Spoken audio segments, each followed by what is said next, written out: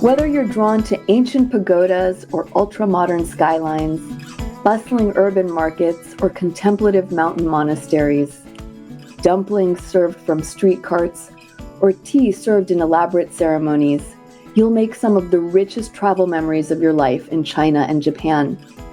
Here to share some of her own wonderful experiences and insights is Sandra Marshall, Senior Director of Field Sales at Viking Cruises, and we're so happy to have her join us today. Sandra Marshall, welcome to Well Traveled with AAA. Thank you. So excited to be here.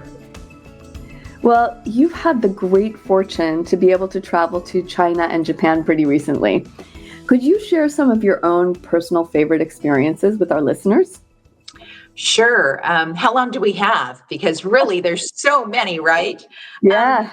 But if I think about kind of just a couple of those, I definitely feel like Shanghai is a mind-blowing destination. I think the last time I was there was with a river cruise, and that was probably 15 years ago. So to go back and see how much it's changed, but also how much it's not changed. So we did a fun little cooking class. I decided to take a cooking class while I was there. Of course, what you mentioned about the food and the dumplings are always kind of intriguing and highlights for many of us travelers, right? So I thought I'd go take a cooking class. And what I loved about it was that it was in kind of the French concession area. So before we actually started cooking, our guide took us on a little tour of the French concession, and we walked through these kind of windy streets, winding roads, kind of meandering through this area where you see amazing architecture and historical buildings, and also modern cafes with outdoor dining. And so it's an interesting kind of juxtaposition, I guess it is, where you see historical buildings, but a lot of modern buildings, modern stores. Anyway, we make our way through this amazing area, and we end up at a local grocery store or market, if you will. And I was just looking through the photos yesterday, because when I think of this market, when I first walked in, it was just sensory overload. Yeah. First, you get in there, right? And there are orchids of every shape and color available. So you see that as you walk in. And then they take us down the vegetable aisle. And, we all have been to farmers markets here in the States, right? But nothing like this, not the scale, not the shapes and sizes of some of the fruits and vegetables. So there were, carrots and celery, the usual things, but there was a whole kind of section on mushrooms. I mean, from dark brown to white, from thin to thick, from, just mind-boggling, right? And to see some of the fruits. I love pomelos. Have you had a pomelo?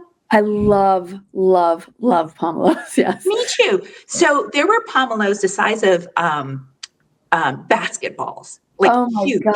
Wow. And so many in our group didn't know what it was. So our guide actually bought two, and, kind of split it up for us to taste. And it was just, it's those sort of experiences to me when you're traveling, like I always say it's that immersive experience. But anyway, so we see the pomelos, we taste the pomelos, the grapes were the same, massive size grapes. And then the seafood, varying sorts of seafood. And I believe it was hairy crab season, which sounds not so appetizing, but to see them, people were lining up to buy them, because I'm sure it's like many of the crabs around here where there's a season for it. So you want to be there and get kind of the fresh catch. So that was the start of the cooking class. So the market is just amazing. So then we go to the place where we're taking our lessons, and we end up getting divided into smaller groups. I think my team was a group of 5, and we made dumplings and noodles and fried rice and stir-fried vegetables. And then all of us gathered. I think there were probably 30 to 40 of us in a big long table and kind of got to enjoy the fruits of our labor, if you will. Of course, there was a professional chef there just in case, something went amok. But so that was super fun in Shanghai. And then if I just kind of turn the tables and talk about Japan, many people know that it's known for these amazing temples and castles, but one of my favorite temples is Todaiji in Nara, and it's known for this bronze Buddha statue, and I think it is nearly 500 feet tall and weighs, I think they said 500 tons. It's massive. It is kind of the highlight in the Great Buddha Hall. Yeah. But that's not only amazing. What is unexpected for me were these deer that roam around freely, right? And they're considered messengers of the gods in the Shinto religion. So they're allowed to just come and go and roam around this temple. And, they let you buy little snacks for them. So I had this little package of snacks in my pocket. And I was wandering around taking pictures. And all of a sudden I felt a deer head in my pocket because he knew the food was there, right? So, I mean, those are some of my favorite experiences in China and Japan. Wow. Well, thank you. Thank you so much for transporting us there and for sharing those amazing personal highlights. Ready to set sail to a captivating destination? Whether you're dreaming of exploring classic treasures, admiring unique architecture, or immersing yourself in local life, AAA is here to help you book your next unforgettable cruise. Visit AAA.com/travel. Moving from the personal into sort of the collective, let's talk about some of those big bucket list moments that so many travelers to China and Japan are hoping to experience. Could you talk our listeners through a few of those? Sure. Well, I mentioned Shanghai. I definitely think any trip to China should include Shanghai. Again, modern, but amazing history, a fabulous city to visit. But the other city I think a lot of people are interested in seeing is Beijing, right? Because we know it, for the Forbidden City, kind of the jumping off point to go over and see the Great Wall. And I just remember visiting the Great Wall and standing on it. And really, I always tell people it was the hair on the back of my neck standing up sort of experience. Because I remember in 6th grade, my teacher telling me, it's the only thing you can see from space, man-made thing you can see from space, right? Yeah. So to think that you're standing on the Great Wall of China is just must do, right? Yeah. As well as Xi'an. Xi'an is a big bucket list destination for many people. We've heard of the Terracotta Army and the Terracotta Warriors, an amazing collection of, thousands of soldiers, horses, and chariots that were buried with China's first emperor, kind of to protect him in the afterlife. And when you go there and find out, that this farmer, not too long ago, I think it was in the 70s, was plowing his fields and uncovered this, it's even more mind-boggling, right? Unbelievable. Yeah. Yeah. And then I think there's 8,000 life-size soldiers and life-size. Yeah. Which is what? Yeah. Right? And they've pieced them bit by bit together. They have found out that none are identical. So the ones you can see in the face, you can tell it's a different person. Right. I think it's just mind-boggling. And then I think when people think of China, oftentimes we talk about pandas, right? So one of the programs that I was able to do was one that took us over to Chengdu, to the Chengdu Research Base, where we were able to learn about their conservation and breeding programs. And not only were there giant pandas, but what I fell in love with were the smaller red pandas. I don't know if you've seen them. They're more of a rust color. They're so cute. Yeah. So cute and so animated. And I've seen lots of, I must talk about it a lot because it comes up on my phone, the reels a lot. But Yeah. they are very, their hands are almost like our hands where they were eating little green grapes. And so the pandas are amazing. In Japan, definitely Tokyo, but I also think Kyoto is mind blowing, Yeah. right? Home of Kinkakuji, which is the UNESCO World Heritage Site, or the Gold Pavilion. To see it's like, you cannot believe it is truly gold. And the grounds around there, the temple, it was converted to a temple. It was built as a residence for a shogun and converted to a temple later on. But the grounds and the gardens, it is, I can just see myself just meditating in the garden and really Yeah. finding that Zen moment, right? Yeah. Well, now that you've experienced some of these bucket list items for yourself, what insider tips can you share with our listeners? Well, my insider tip is kind of a generic one anytime I travel.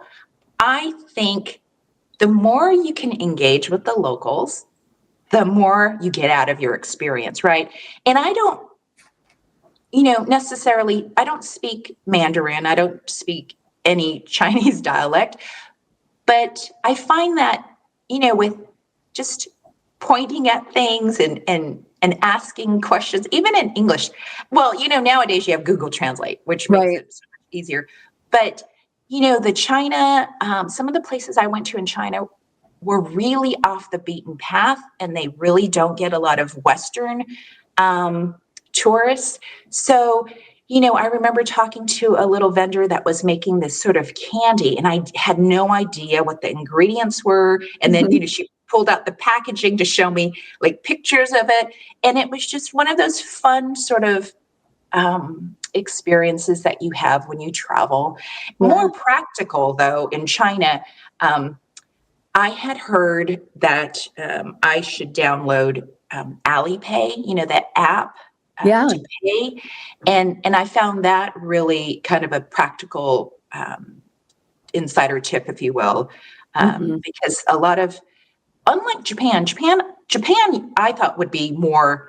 I would pay everything on my phone, where I feel like they take cash more than I felt like I spent in China. But Mhm. either way, in China, you need to have crisp bills. They don't want, wrinkled bills. Even Uh-huh. my even my tour guides, I tried to have really nice crisp bills that I gave to them. But um, the another kind of fun thing in as far as insider tips, and probably this might not be so insider anymore, but in Japan, go to the 7-Elevens. They've got great food. I Yeah. mean, really great food. Have you heard this before, Abby?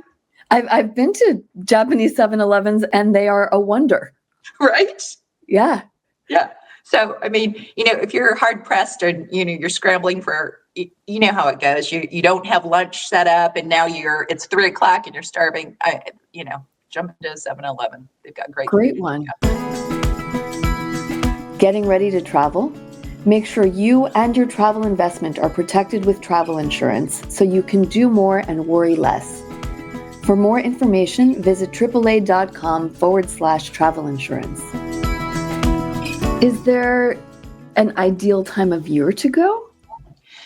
I love when I went. I went in October. When I went Mm. to China previously, I had gone in November. I think that fall period is a fabulous time to travel to both China and Japan. A lot of those places can get really hot and humid in the summer. And Mhm. sometimes I think we forget about that. But September, October, it's more, it's not as hot. There's a lot of, well, in Japan in particular, it's so mountainous. There's a lot of fall foliage. Um, it's just a nice time to go. Typically, it's not rainy, which you tend to get in the springtime. So I would really look at that kind of fall period if you're looking to travel to these places. And what would be the minimum length of time you think people should allocate for such an epic journey? Oh my gosh, and epic it is, right? Yeah. Um, I feel like, especially for coming from the States, it's such a distance to go. I don't think I would go for less than 2 weeks, Hmm. just because the travel time involved, by the time you get acclimated, if you're there only a week, oh my gosh, no, you're gonna, your trip will be a blur. But I think if you have 2 weeks, that's great. I was there 15 days, and I could have um, stayed a little bit longer. I mean, I you can't do everything in one trip by Yeah. all means, Yeah. but I think 2 weeks would probably be the minimum I would recommend. Great. And what did you find yourself and your fellow travelers most surprised by in this part of the world? You know, all of us were blown away by our visits to these cities in China, these little towns, places where, you know, I don't know about you, but my perception of China was, you've got big cities and then everything else is very rural and farmland. And yet, you go out to some of these places that are supposed to be not the big cities, and they're amazing. I mean, their infrastructure throughout the country is fabulous. They've Yeah. got bridges and roads, and you often think of Japan when you're talking about high-speed rail and bullet trains, but China has, I think, 8 different rail systems where they operate these. And again, the railway stations were just they were like beautiful airports, and Yeah. so I think we were most surprised by the sense of um, modernism, as well as being really safe. I mean, I was not anywhere in China where I didn't feel super safe.